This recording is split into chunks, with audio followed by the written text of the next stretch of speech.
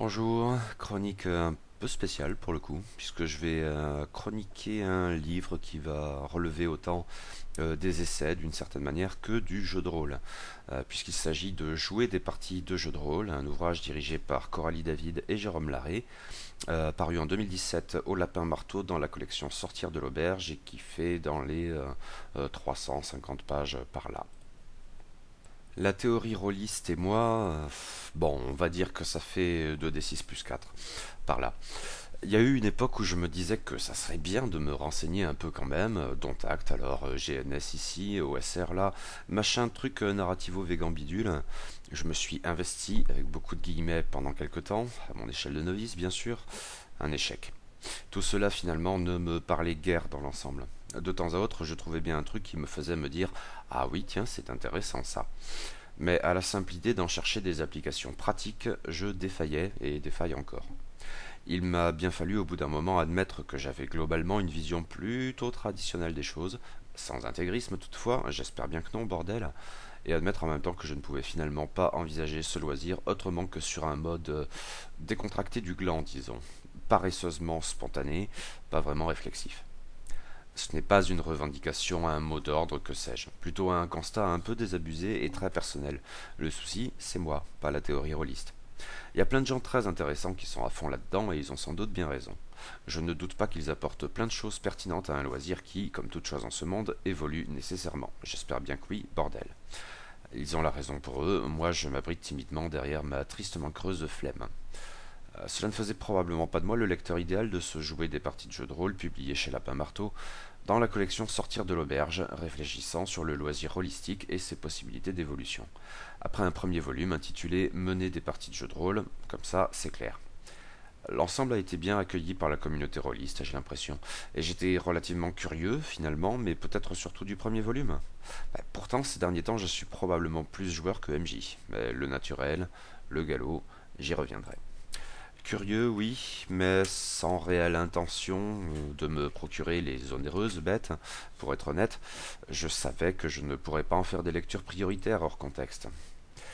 Je vais lâcher les trois mots terribles, ici je crois qu'il le faut, service de presse, que m'a aimablement proposé l'éditeur. Ça a un peu changé la donne en m'incitant à faire passer cette lecture devant quelques autres, chose qui n'a rien de systématique noté, mais oui, j'étais curieux. Et au final, un très bon livre, aucun doute. D'une lecture agréable, toujours intéressant, ou presque, souvent utile.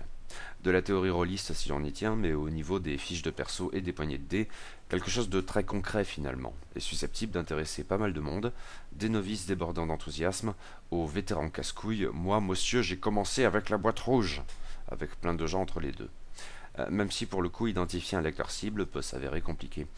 Et je redoute un peu que ce volume assez costaud et cher, joli et aéré en même temps, ne parvienne pas jusqu'aux débutants. Ce qui serait dommage parce qu'ils y trouveraient plein de choses utiles.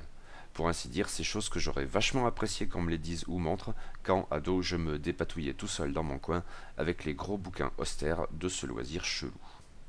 Le livre part d'un semi-paradoxe, disons. Il y a depuis pas mal de temps déjà toute une littérature sur le jeu de rôle et autour du jeu de rôle. Mais elle semble souvent reproduire et renforcer une distinction éventuellement fâcheuse mais bel et bien omniprésente entre le meneur de jeu et les joueuses, pour reprendre le code de ce livre, auquel j'ai pas de problème avec ça, qui a pu être inconsidérablement étendu au travers d'un discours simpliste figeant les rôles, si j'ose dire. Le MJ, c'est le gars sérieux de la bande, c'est celui qui lit les livres et gère tout, absolument tout. Les joueuses, bah, elles arrivent, elles posent les pieds sous la table, elles font leurs petits trucs, et tant mieux que ça n'aille pas au-delà. T'imagines l'horreur si elles se mettaient à lire des trucs et des machins? La bonne blague. Dès lors, vous imaginez un peu les joueuses réfléchir sur ce qu'elles font. La bonne blague. Tiens, je vais la poster sur discussion drôliste, celle-là. Soyons sérieux. Parce que la réflexion, comme son nom l'indique, c'est pour le gars sérieux, le meneur de jeu. En clair, les conseils aux rôlistes 95 fois sur 100, au doigt mouillé, le meilleur critère d'évaluation des jets de dés, sont des conseils aux meneurs. Quand il ne s'agit pas en plus de conseils aux auteurs, mais là on débouche sur des trucs assez glauques, hein, consanguins, et comme il y a peut-être des enfants qui regardent, bon.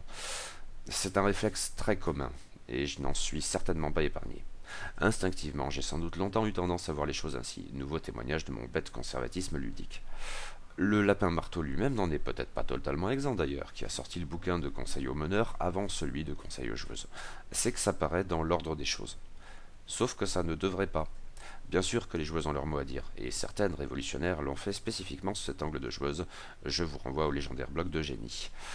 Il en découle pour elles plein d'occasions de réfléchir sur leur pratique, de se demander comment l'améliorer, de tenter des trucs différents. Le meneur, eh bien, c'est une joueuse, lui aussi. Quand il y en a un d'ailleurs, ce n'est plus toujours le cas, même si le présent ouvrage, globalement, traite surtout de jeux AMJ, pour ne pas brusquer le kidam à poil dur. Et envisager les choses ainsi, réflexe salutaire même en étant tardif, c'est l'occasion de rééquilibrer la balance, de repenser les rôles sur un mode, disons, démocratique. L'autocratie du MJ prendra fin le moment venu. Nous en sommes à l'avant-veille du matin de l'antépénultième jour avant celui qui précède celui du grand soir, et là il fera moins le malin. Sauf que non, il ne s'agit bien sûr pas d'opposer les deux, la mauvaise blague. Haha. Non, le mot d'ordre de ce livre, c'est de jouer ensemble. Un truc de SJW à l'évidence. Et c'est bienvenu, et ça fait du bien. Avec toutes ces qualités, nombreuses, dont je vais tâcher de rendre compte ici, jouer des parties de jeu de rôle n'est pas sans faille pour autant, et l'une, pas dramatique sans doute, concerne le plan qui me laisse un peu perplexe. Je vais donc le bidouiller un peu dans ce compte-rendu, pas forcément de manière beaucoup plus satisfaisante à vrai dire, avec une première rubrique portant sur la création, l'interprétation et le développement de personnages, et une deuxième sur le fait de jouer ensemble. Une troisième proposera enfin des pistes plus spécifiques pour faire évoluer les parties, en incluant quelques trucs qui ne me parlent vraiment pas du tout, sans qu'il faille en déduire qu'ils seraient en tant que tels mauvais ou ineptes. Commençons par le commencement et donc avec la création de personnages. Processus qui se prolonge ensuite en cours de jeu, au plan de la technique comme de l'interprétation, avec plusieurs pistes de réflexion des plus utiles. Ce qui implique de poser d'abord quelques notions peut-être. Le recueil s'ouvre sur une discussion entre Anne-Richard Davout et le Grumpf, intitulée La bonne joueuse, tu vois, elle lance les dés. L'allusion à un sketch antédiluvien porte car le volume dans son ensemble prend soin de ne pas parler de la bonne joueuse, ce qui reviendrait aussi à parler de la mauvaise. Encore qu'il y ait quelques exceptions, cette joueuse-là, évoquée en fin de volume par Célène Tonon, y ressemble quand même pas mal et j'y reviens très vite. Après tout, les outils contenus dans cet ouvrage ne sont pas impératifs, un catalogue exhaustif de comportements obligatoires sous peine d'exclusion du groupe et de déportation dans les rizières. Et plus vite que ça, déviationnistes. Ce sont des conseils variés, une boîte à outils où on pioche ce dont on a besoin ou même plutôt ce que l'on a envie d'essayer. Et si ça ne marche pas, ben c'est pas dramatique, hein. Tout ne sert pas forcément maintenant et on pourra peut-être y revenir plus tard. Finalement, cette interview liminaire, sous cet aspect un peu alambiqué, développe peut-être surtout d'autres notions qui demeureront en filigrane sur toute la durée du recueil, celle de roleplay par exemple. Et l'idée que jouer un rôle, ça n'est pas nécessairement faire dans le théâtral à base de tchatch envahissante, horreur glauque, c'est aussi participer à un combat et choisir de porter ce coup plutôt que tel autre. Le jeu de rôle est un loisir accessible aux timides, aux gens qui n'ont pas de bagou, c'est heureux. Peu parler de la sorte n'implique en rien d'être une mauvaise joueuse, une notion bien trop réductrice et arbitraire pour faire sens dans pareille étude et au-delà. Ceci étant posé, nous y arrivons, la création de personnages. Pas un passage obligé, néanmoins une première étape assez commune. Coralie David, la codirectrice de l'ouvrage avec Jérôme Larrey, y dédie les 2 premiers articles sous cette forme de jouer des parties de jeu de rôle, d'abord créer un personnage, puis développer un personnage au fil du jeu. N'y allons pas par 4 chemins, ces 2 textes sont vraiment excellents. Vraiment. Ce sont des exposés très complets, très pertinents, très clairs enfin et peut-être surtout. La problématique est toujours très concrète et le ton posé, jamais directif, est très approprié. J'avais lu une critique, mais alors je ne sais plus laquelle, pardon, qui faisait de même l'éloge de ces 2 articles en disant qu'en gros qu'il faudrait qu'ils figurent dans tous les bouquins de jeux de rôle. Je suis tout à fait d'accord, au stade de la création de personnages et au-delà, car ça remplacerait très utilement ces mini-machins chiants et lapidaires, ou abscons, que l'on trouve dans tout livre de base, et qui sont censés expliquer comment on joue au jeu de rôle sans jamais y parvenir. À la différence des 10 chapitres, les articles de Coralie David, limpides, ont aussi ceci de précieux que tout en s'adressant en priorité à des novices, ils contiennent en même temps bien assez de matériaux pour intéresser les vieux briscards, et même, figurez-vous, les inciter à tenter des trucs un peu différents pour une fois. Bilan sans appel, qu'on élève illico une statue à la gloire de Coralie David.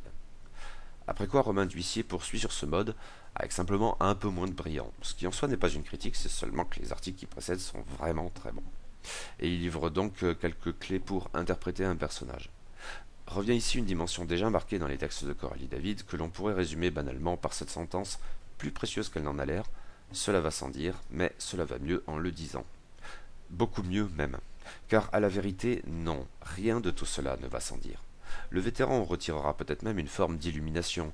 Ah mais en fait j'ai toujours fait comme ça alors qu'on peut aussi faire comme ça. Ce qui est en plein dans l'optique du recueil, et le novice quant à lui bénéficiera là encore de conseils très concrets et autrement éclairants que ce que le livre de base lambda contient à ce sujet. Ces articles figurent tous dans la première partie de l'ouvrage consacrée aux bases. Il y en a d'autres, mais que je préfère envisager plus loin. Par contre, il faut peut-être y associer deux autres articles figurant bien plus loin dans le recueil et plus ambigus, car ils sont en fait à la lisière des bases et du jouer ensemble, penchant tantôt de tel côté, tantôt de tel autre, ou en même temps, comme des bateaux de Schrödinger. Il s'agit de deux articles dus à la même autrice, Célène Tonon, et intitulés Dépasser ses clichés et ne pas être cette joueuse-là. Quel étrange goût des adjectifs démonstratifs. Le second constituant en fait, ce qui ne manque pas de m'étonner, la première conclusion de jouer des parties de jeu de rôle qui en comptent deux. Dépasser ces clichés me paraît devoir être cité ici car il pose des questions concernant la création de personnages et l'interprétation, sur un mode général qui me paraît approprié aux bases, ou tout autant à vrai dire au ça va mieux en le disant. Il s'agit, sujet très sensible en ce moment, de voir comment introduire de la variété en jeu de rôle au sens de l'interprétation de personnages d'un genre différent, d'une orientation sexuelle différente, ou encore d'une ethnie différente, en évitant les mauvais clichés. L'article est indéniablement pertinent et son ton très posé franchement agréable. J'avouerai toutefois, mais c'est une chose à la fois très personnelle et très ponctuelle, circonstancielle, finalement indépendante de l'article, que l'omniprésence des empoignades sur toutes ces questions depuis quelques mois m'a instinctivement incité à prendre un peu de distance avec tout ça, ou dit autrement à ne pas trop m'impliquer, lâchement sans doute. L'article est bon, mais je ne peux pas, n'ose pas, ne veux pas, je sais pas, en tirer tout le sel maintenant. Il me faudra en fait y revenir plus tard. Le format du livre et les notes d'intention des éditeurs et auteurs incitent de toute façon à picorer ainsi, fonction des circonstances, dans un recueil qui s'y prête particulièrement. L'autre article de Célène Tonon, Ne pas être cette joueuse-là, en conclusion donc, poursuit dans un sens cette thématique, là encore à la lisière de la création, interprétation et du jouer ensemble, avec une louche de ça va mieux en le disant, en décortiquant une phrase de synthèse, je joue avec les autres en les laissant jouer. Le propos général tourne donc autour du savoir-être, finalement résumé par un unique principe, celui de la bienveillance. Mais on y identifie avant tout des comportements toxiques de divers ordres qui nuisent à la partie. Du coup, le ton cette fois est plus directif, ce que j'ai un peu regretté. Oui, ces comportements sont nuisibles, il faut en parler, expliquer ce qui ne va pas, etc. À cet égard, même à s'en tenir au listing, l'article est pertinent, et complète celui de Cédric Ferrand, notamment sur lequel je reviendrai plus loin. Mon problème en fait concerne le retournement de la problématique, car chaque comportement à prohiber se voit compensé par une pensée positive. Et alors ça, rien que l'intitulé, ça me donne envie de hurler. C'est bête sans doute. J'ai fait un gros blocage sur les thérapies cognitivo-comportementales, truc machin, et la pensée positive de manière générale. Du coup, ça m'a complètement sorti du truc, et même agacé. En clair, cet article me parut tomber dans le travers impératif que la même autrice avait pourtant très habilement et très pertinemment su éviter d'en dépasser ses clichés, pourtant autrement casse-gueule en apparence. Mais bon, ça, on va dire que c'est moi. Un refus d'obstacle, tristement subjectif. Le recueil obéit donc à un autre plan, mais à mes yeux, s'il est un deuxième ensemble à dégager, c'est celui crucial du jouer ensemble. Tel est d'ailleurs le titre du premier article que je vais citer ici, signé Emmanuel Garbi, mais il me paraît possible de l'étendre à d'autres articles épars dans le recueil, dont les deux de Célène Tonon que je viens d'évoquer, puisque le jeu sur les stéréotypes comme les comportements toxiques ont forcément un impact sur la dimension collective du jeu de rôle, mais je n'y reviendrai pas au-delà. Ce premier article tourne essentiellement autour de la notion de contrat social, disons, mais entendu largement, puisque cela inclut la logistique autour des parties, aussi bien la bouffe que la prise de notes, etc. Mais de manière moins prosaïque, il s'agit pour le meneur et pour les joueuses de bien s'entendre sur ce qu'ils souhaitent faire au juste, en prenant en compte la dimension collective et même sociale de ce loisir particulier qu'est le jeu de rôle. Même chose que précédemment, cela ne va pas forcément sans dire, et cela va sans doute bien mieux en le disant, même comme ici de manière passablement sèche. Certains sujets sont dès lors un peu mis en avant, plus délicats, comme les tabous des joueuses, les limites, en évoquant des outils tels que la carte X, etc. Je ne suis sans doute pas bien certain de ce que je pense de tout cela, quant à moi. Enfin, si, sur un truc, le contrat social, c'est important. Mais il y a assurément de quoi cogiter sur la base des conseils et réflexions figurant dans cet article. Je suppose que l'on pourrait directement y accoler un autre qui se situe pourtant bien plus loin dans le recueil, S'approprier un jeu par Raphaël Bombel. Hélas, il ne m'a vraiment pas marqué pour le coup, et un survol de la fiche de synthèse, il y en a une après chaque article ou presque, n'y a rien changé. Un troisième article me paraît entrer en résonance avec le concept fondamental de contrat social, mais sur un mode plus ciblé ou disons plus pointu, car il aborde en fait des questions d'ordre très général, à la différence des cas que je vais évoquer dans la rubrique qui suivra. Il s'agit d'exploiter la distinction entre joueurs et personnages de Guylaine Le Mignot. Titre éventuellement trompeur. En tout cas, je ne m'attendais pas spécialement à ce contenu, disons. Oubliez le truc du ce que c'est le joueur, ce que c'est le personnage, ce n'est pas du tout le propos. On revient en fait ici à la question de base, que veut-on jouer au juste? Mais l'approche est plus théorique, qui confronte des concepts précis comme ceux de joueur-auteur et de joueur-acteur, ou, et c'est le passage de l'article qui en justifie plus ou moins le titre, celui de Bleed. Un sujet que je trouve vraiment intéressant, j'en aurais bien lu davantage. À cet égard, c'est probablement l'article le plus pointu en mode théorie rôliste de l'ensemble, avec peut-être celui d'Arnaud Pierre plus loin, mais on y reviendra. Quoi qu'il en soit, l'article de Guylaine Le Mignot m'a fait l'effet d'être un peu inégal, mais il y a indéniablement des choses à creuser là-dedans. Sur ces globalement bonnes bases, il est donc temps de voir ce que cela implique au juste que de jouer avec les autres. Je relève ici deux pistes, mais il pourrait y en avoir d'autres, éventuellement reléguées dans la troisième rubrique, pour des raisons dont je m'expliquerai le moment venu. On commence avec Julien Poire et coopérer et rivaliser. Tel est le titre de l'article, mais honnêtement, j'ai surtout retenu l'aspect rivalité. Il faut dire qu'il va contre les réflexes traditionnellement associés au jeu de rôle, même avec ses sources dans le wargame. C'est ce fameux jeu où il n'y a pas de gagnant. Je suis partagé sur cette question. La rivalité peut sans doute constituer un outil propice à des développements amusants en cours de campagne, mais ce n'est pas sans risque, notamment au regard de l'ambiance autour de la table. Clairement, si la rivalité doit intervenir, c'est à mentionner impérativement dans le contrat social. Avec quelques précautions, il y a sans doute de quoi faire, mais j'avoue demeurer un peu sceptique à cet égard, ayant l'impression, ou le préjugé, que les risques l'emportent sur les bénéfices. Puis j'ai un formatage idéologique anti-compétition, ça ne rend pas les choses aisées.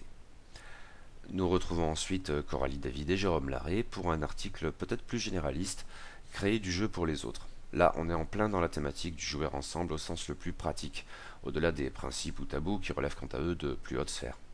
Même si un principe essentiel demeure en guise de fondation de tout le reste, l'attention aux autres, l'écoute, qui a aussi un autre corollaire, la disponibilité.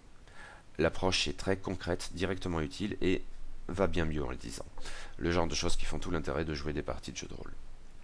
Enfin, un dernier article peut être mentionné ici, un peu par défaut, parce qu'il balaye large en fait, renvoyant à des éléments de création et interprétation des personnages, de contrat social, de coopération et d'expérience plus ciblée. En somme, si je le classe ici, c'est pour qu'il soit au milieu quoi. On y retrouve Coralie David et Jérôme Larrey, mais associé cette fois à Peggy Chassenay, pour un texte intitulé Se laisser surprendre.